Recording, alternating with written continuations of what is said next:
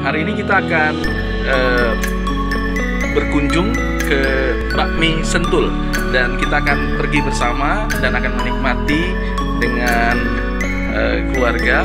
Kita akan melihat hal-hal yang luar biasa dan bertemu nanti dengan pemiliknya, juga akan kita wawancarai di acara program Lidah Api, dan saya percaya semua kita akan semangat.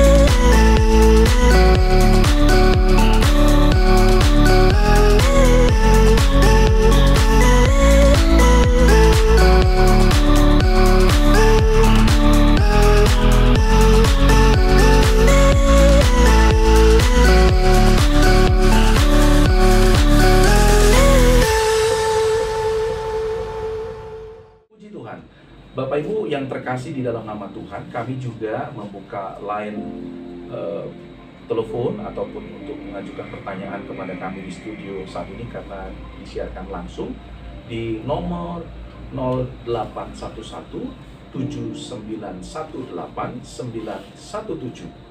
Saya ulangi, 0811 7918 917, atau di layanan telepon 0721 712 979. Saya ulangi, di layanan telepon 0721 0721 712 979. Kami sangat senang ketika Bapak Ibu Saudara bergabung bersama kami di Radio Hotline Terkasih.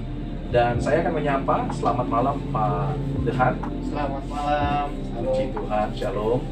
Hari ini kita dapat bertemu di masa-masa pandemi seperti ini, dan saya percaya pembicaraan kita dengan tema Merdeka Bekerja akan menarik sekali Pak Dehan. Dan saya memperkenalkan Pak Dehan kepada Bapak Ibu Saudara terkasih. Beliau ini adalah seorang entrepreneur milenial, karena masih muda namun banyak sekali yang boleh beliau kerjakan, sehingga saudaraku yang dikasihi Tuhan, kita akan coba bincangkan pada malam hari ini, sehingga ini akan menjadi berkat bagi kita semua. Puji Tuhan. Saudaraku yang dikasihi Tuhan, sesuai dengan tema kita, hal yang menarik pada malam hari ini adalah Pak Dehan mengenai merdeka bekerja. Nah, merdeka bekerja ini tentu di saat-saat seperti ini tidak bisa dirasakan semua orang, karena tentunya ada banyak yang merasa terjajah dengan masa pandemi, sehingga orang yang terjajah itu nggak bisa berbuat apa-apa.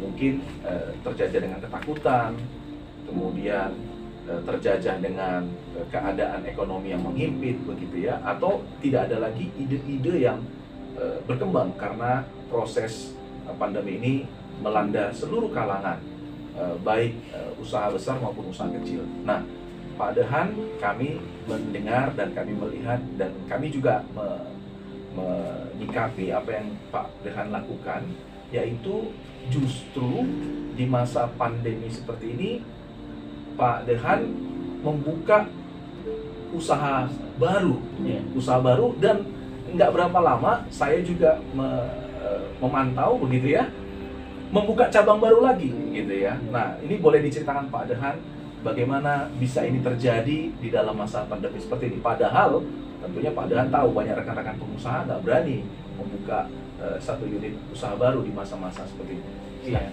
Iya, terima kasih Pak Pendeta. Jadi memang pada awalnya kita semua pasti takut saat pemerintah sudah mengumumkan bahwa ini corona sudah ada di Indonesia. Nah, kemudian saya hanya berpikir ini adalah maju kena, mundur kena. Maju kena, mundur kena. Betul. Dan saya pernah dulu kalau nonton film Jet Li ya. Kalau nonton film Jet Li itu katanya bertahan yang baik itu seperti apa? Bertahan yang baik itu adalah menyerang.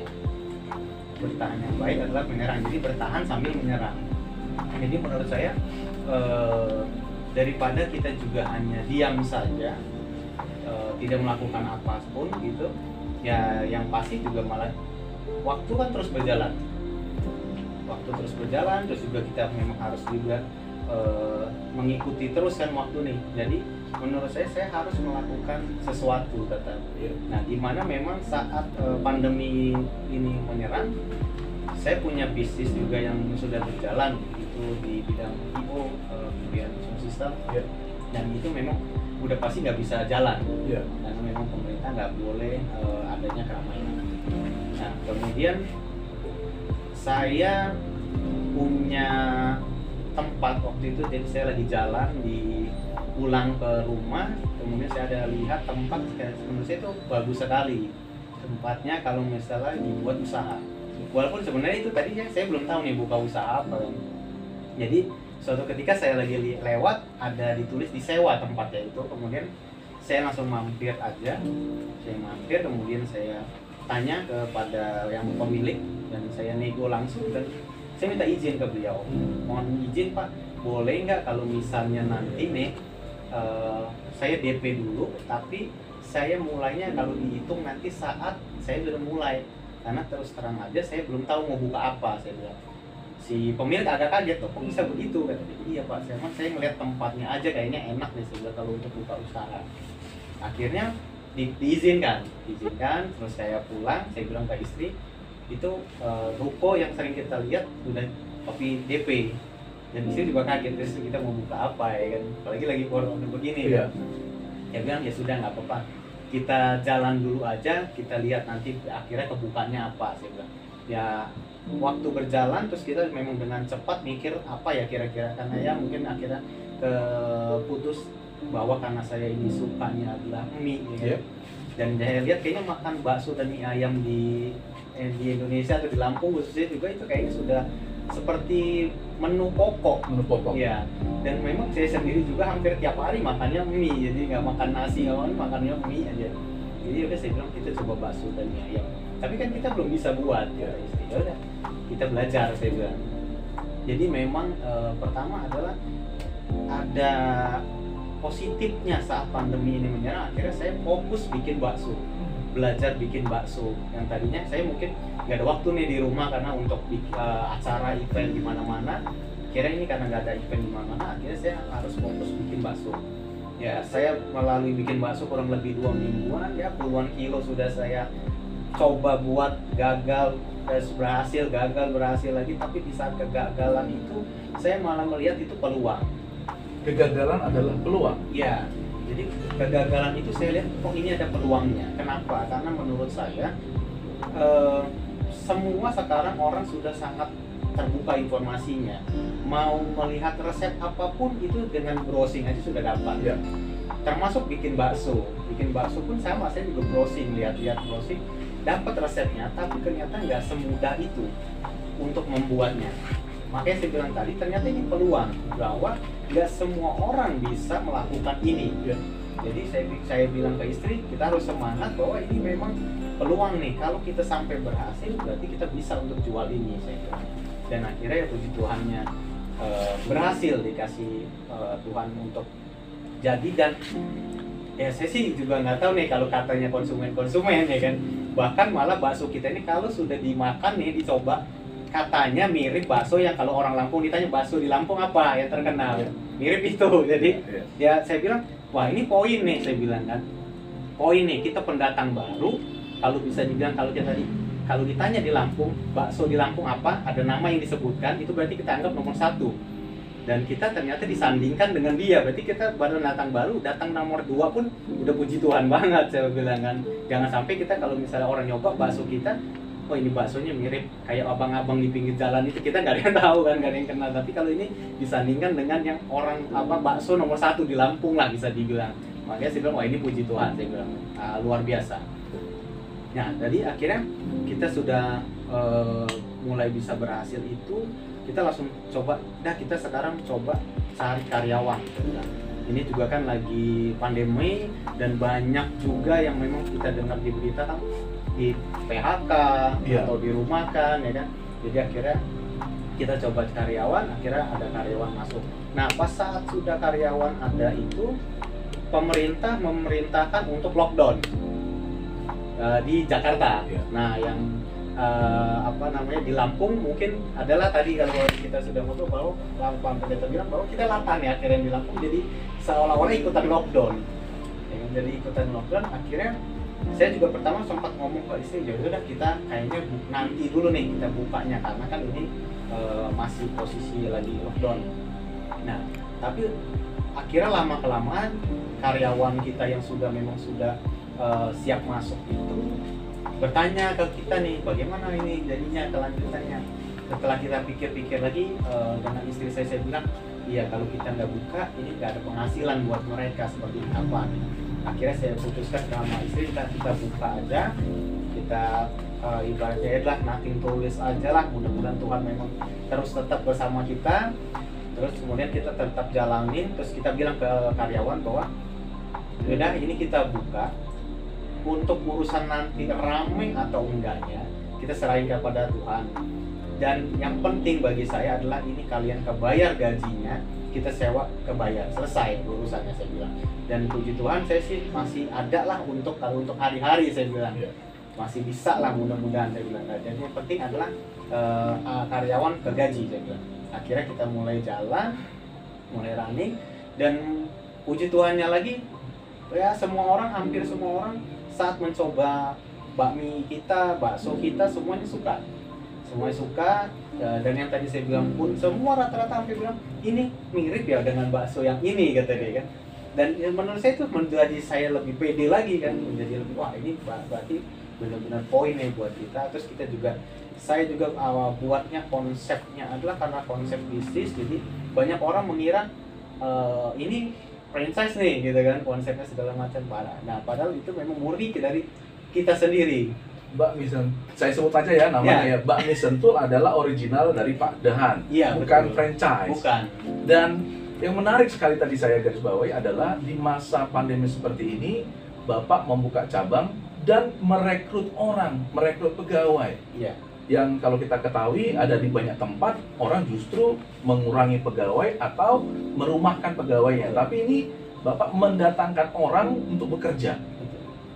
Ini konsep bagaimana yang dikembangkan dan keyakinan apa bahwa ini bisa berjalan dengan baik? Ya. Jadi kalau menurut saya kan kalau kita sudah mungkin sama-sama paham bahwa rezeki sudah diatur, gitu kan. Kemudian menurut saya adalah terkadang rezeki kita juga adalah dari karyawan juga. Jadi kalau kita memberikan juga lapangan pekerjaan ke karyawan, minimal mereka juga berdoa untuk mereka sendiri, setidaknya melalui kita rezeki kita untuk ke mereka.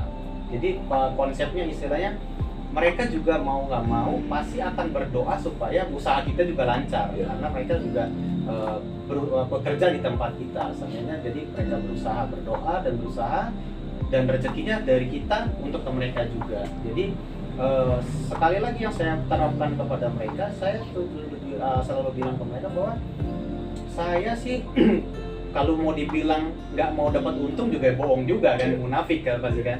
Saya juga bilang saya mau untung, tapi sekali lagi saya lebih tujuannya adalah intinya teman-teman kebayar gajinya, teman-teman bisa punya ibaratnya masih bisa ada uang untuk sehari-hari nih di zaman lagi susah seperti ini, dan juga biaya sewa dan lain-lain kebayar, selesai saya bilang. Jadi yang penting intinya jalan dulu seperti itu. Untuk kedepannya sih nothing tulus, saya serahkan kepada Tuhan ya. Semoga memang benar-benar Bakmi Sentul pun bisa booming ya kan, bisa banyak cabang di Lampung maupun di seluruh Indonesia. Puji Tuhan.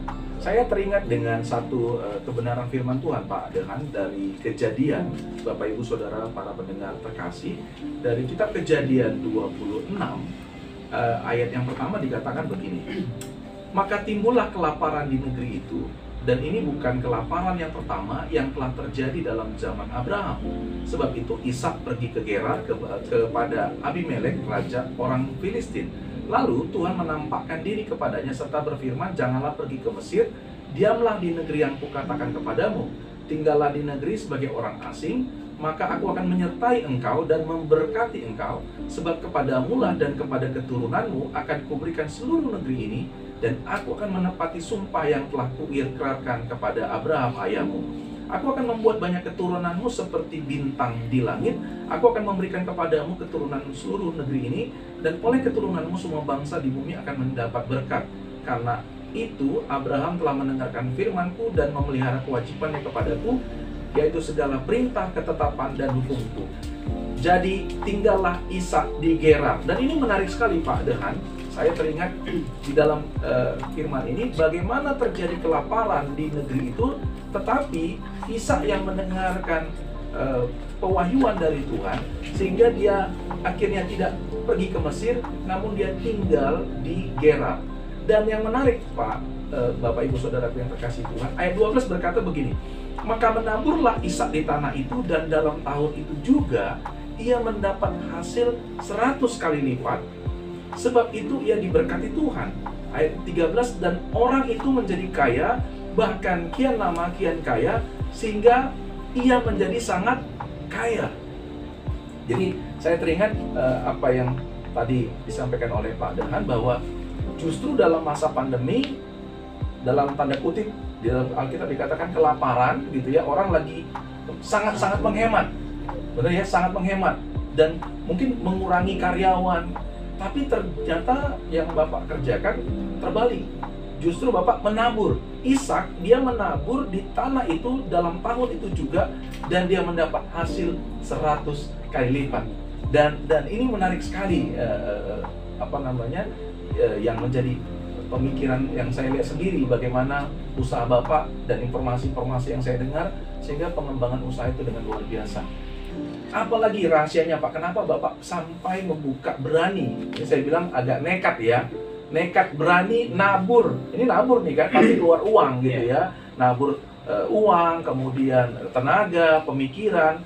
Dan saya dengar tadi yang Bapak sampaikan, justru Bapak dapat pengalaman baru membuat sesuatu yang belum pernah Bapak kerjakan. Originalitas bakmi, originalitas bakso yang Bapak kerjakan sangat-sangat hasil dari buah ketekunan. Nah, apa menjadi rahasianya?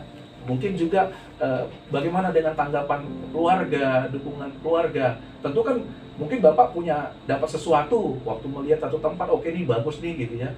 Kemudian Bapak bergerak. Tapi kan karena Bapak berkeluarga juga pasti ada pendapat istri dan segala macamnya. Ini yang bisa mungkin Bapak sampaikan bagaimana? Iya, jadi memang saya selalu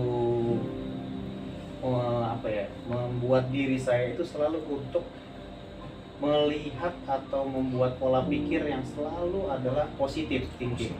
Ya, jadi di dalam hal apapun saya selalu percaya bahwa ini adalah jalan Tuhan. Amin. Jadi mau apapun itu, karena saya juga dulu dari yang termasuk juga cukup di bawah rata-rata untuk ininya. Jadi dulu mungkin kayak zaman saya kecil pun pernah rumah saya dulu digusur. Mungkin kalau secara kita ngomong dalam keadilan, maksudnya mungkin Tuhan kok jahat amat nih, kita sudah punya rumah numpang digusur lagi ya. Tapi ternyata semua itu Tuhan punya jalan ya, punya jalan yang terbaik untuk umatnya. Kalau menurut saya bukan cuma buat saya, tapi pasti buat yang lain juga.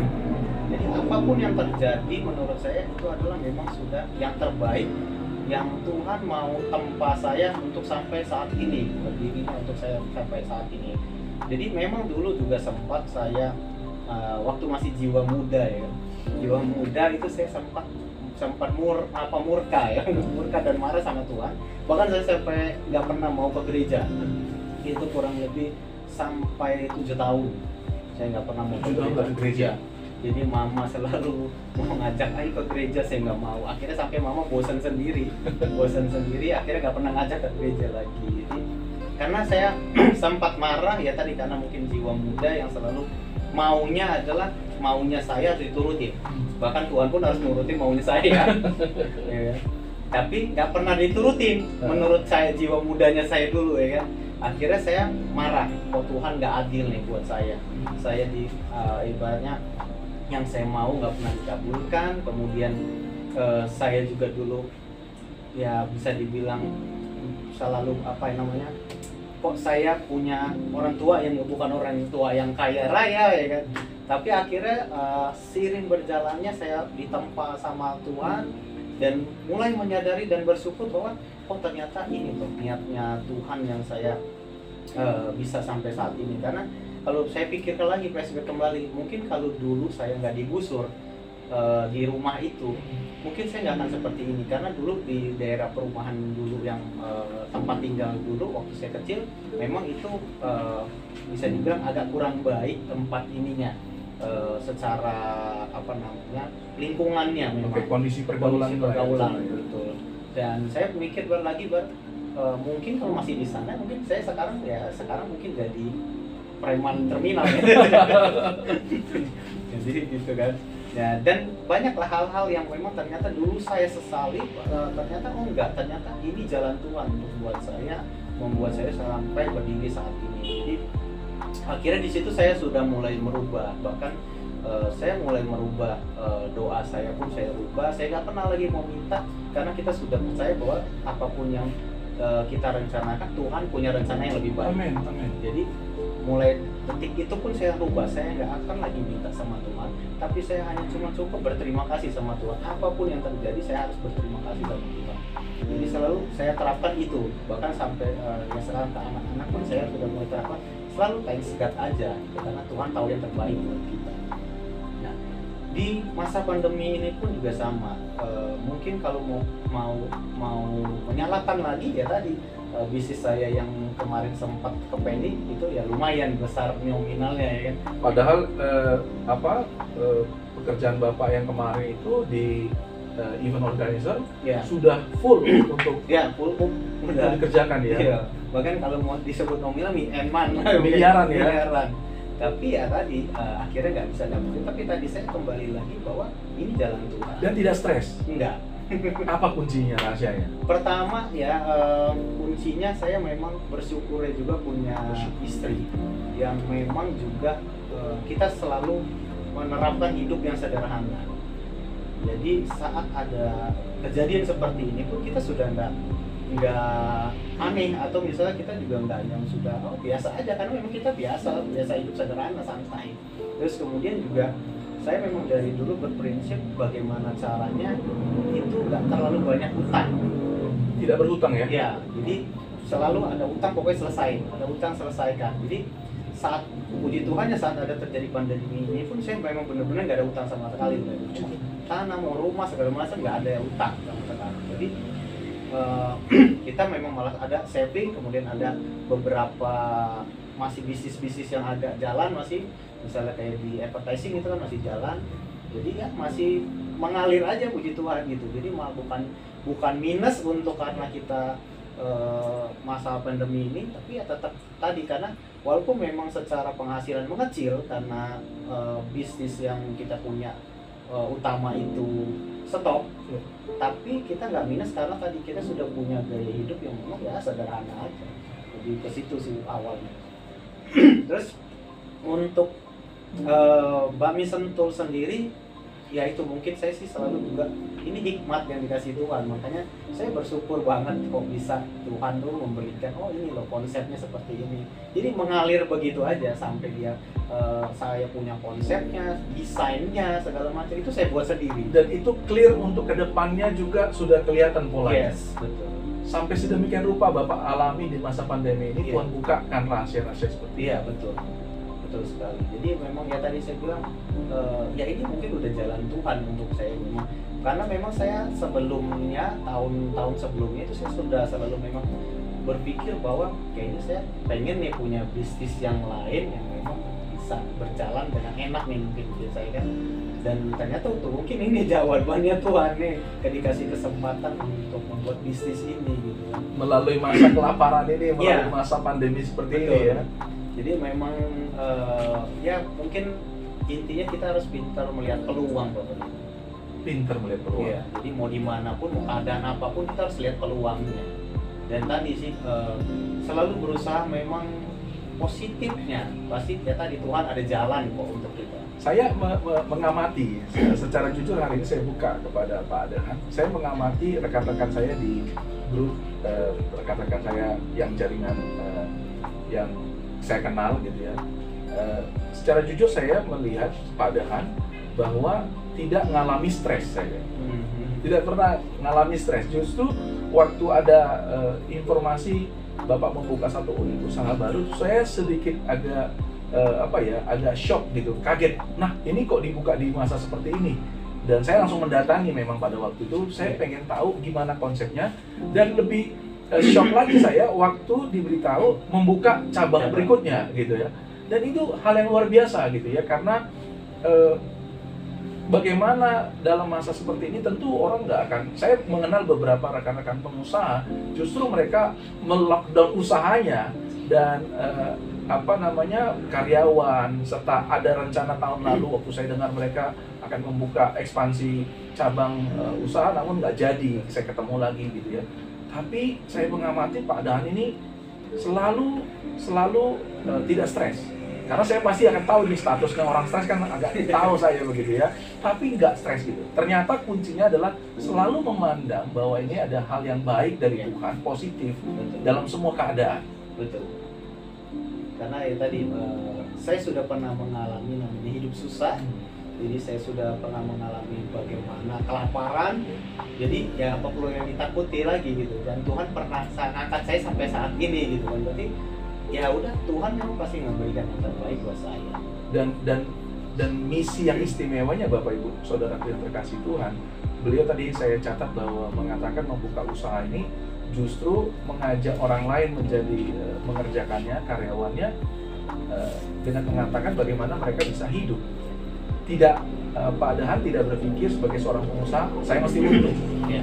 Mereka bisa hidup, ini bisa jalan, Ya. itu sudah luar biasa.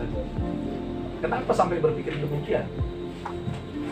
Ya tadi sih Pak Pendeta, karena kalau misalnya yang kita dengar kan banyak PHK dan lain-lain. Ya. Banyak sekali orang-orang yang memang ya butuh menghidupi keluarganya juga.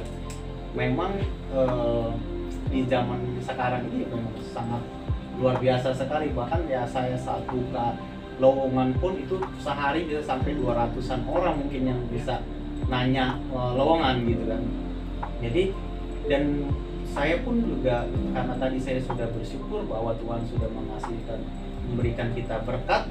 Jadi menurut saya ya sudah yang penting adalah kita sudah punya saving untuk memang kita untuk kalau pribadinya, yang ini untuk urusan ya udahlah kita sambil membantu yang lain. Syukur-syukur ya kalau nanti Tuhan berkenan memang kalau sampai nanti corona pun selesai dan akhirnya Bami Sentul ini bisa lebih melejit lagi. Puji Tuhan.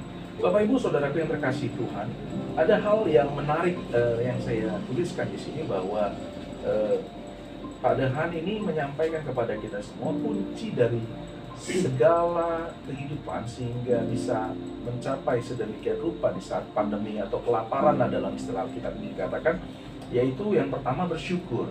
Lalu kemudian saudaraku, hidup sederhana itu bukan menjadi sesuatu yang saya katakan yang murah saat ini, tapi yang mahal, karena banyak orang nggak bisa mengerjakan hidup sederhana. Hidup foya-foya mudah, Betul. ya, gampang gitu ya. Tapi hidup sederhana itu karena dilatih dari soal kehidupan dan punya istri juga yang mendukung bersama, Ya, sehingga apa yang boleh dialami sekarang itu tidak membuat ekonomi menjadi semakin terpuruk. Ya. Dan yang ketiga Bapak Ibu yang dikasih Tuhan, bahwa yang menarik rahasianya adalah tidak berhutang. Ya, tentu ketika kita punya hutang bisa saja, tapi harus ada prinsip menyelesaikannya. Betul. Ada banyak sekarang Pak Dahan, saya mendengar teman-teman kita, sahabat-sahabat kita, mungkin Bapak Ibu Saudara yang terkasih di rumah juga mengalami ini, terlilit dengan hutang. Ya, terlilit dengan hutang, akhirnya jatuh sakit memikirkannya karena nggak ada lagi membayarnya di situasi seperti ini. Dan hari ini saudaraku tidak menjadi masalah kalau hari ini kita sudah mendengar. Mungkin sudah terjadi dalam itu saudara. Tapi ke depan bagaimana kita mengambil satu pola hidup kehidupan tidak berhutang. Ini penting. Sehingga tidur nyaman ya Pak. Betul. Malah bisa memikirkan hal yang baru ya. Ya. Kalau terlilit dijajah dengan hutang, Gimana mau mikir? ini hal yang menarik. Dan yang keempat yang saya tangkap dari pembicaraan kita dengan Pak Adehan sementara ini, bahwa membantu orang itu tidak membuat kita rugi. Iya. Nggak rugi ya, tapi justru untung. Iya. Apa yang Bapak nikmati dari membantu orang, Pak? Kebahagiaan sih Pak. Jadi kalau yang saya rasakan adalah kalau orang itu bahagia, saya menjadi lebih bahagia gitu. Karena memang kalau menurut saya selalu berpikir juga kehidupan apa sih yang kita cari. Kalau kita untuk hidup cuma ngejar juga materi tapi nggak hidup nggak tenang, buat apa? Jadi saya selalu berpikir gimana caranya hidup tenang, bukan hidup kaya atau hidup banyak lain. Saya cuma pengen hidup bahagia dan tenang. Jadi dan melihat orang sekitar kita itu bahagia itu jadi suatu tolak ukur saya gitu, bahwa saya juga merasakan bahagia karena orang sekitar saya juga ikut bahagia, merasakan bahagia. Ini yang menjadi juga rahasia wajah Bapak jadi awet muda ya. Sehingga orang melihat kalau Pak Dehan ini anak muda yang belum punya keluarga. Anak-anak ada berapa Pak? Dua. Nah, ini luar biasa. Yang paling besar Umur 7 tahun. Umur 7 tahun. Dan ini saudaraku yang menjadi satu kesaksian buat kita semua bahwa mengapa ada orang bisa melakukan membantu orang lain, membuka satu usaha hanya berpikir bukan hanya untuk buat dirinya, tapi bagaimana bisa menjadi berkat buat orang lain. Dan kata kuncinya, tolak ukur hidupnya bukan apa yang dia pakai, apa yang dia makan, di mana dia tinggal, tapi bagaimana orang lain bahagia, orang sekitarnya bahagia. Kan ada banyak orang tolak ukurnya bahagia kalau saya punya apa, punya apa. Bahkan memang saya sempat banyak sih beberapa, ya bahkan ada juga saudara atau teman-teman yang selalu bilang ke saya, lu kayak orang susah aja sih, lu kayak gini nggak mau beli apa segala. Padahal lu ada, ya karena tadi saya nggak bukan itu tolak ukur saya bahagia saya. Jadi saya hanya cukup yang penting, kayak kalau saya selalu pakai barang pun fungsional, bukan karena itu merek atau apapun, jadi lebih kepada apa fungsinya. Memakai barang fungsional. Iya, jadi lebih kepada manfaatnya, dia bermanfaat nggak sih buat saya gitu. Dan juga mungkin ya saya sih nggak tahu, mungkin ada yang ini juga.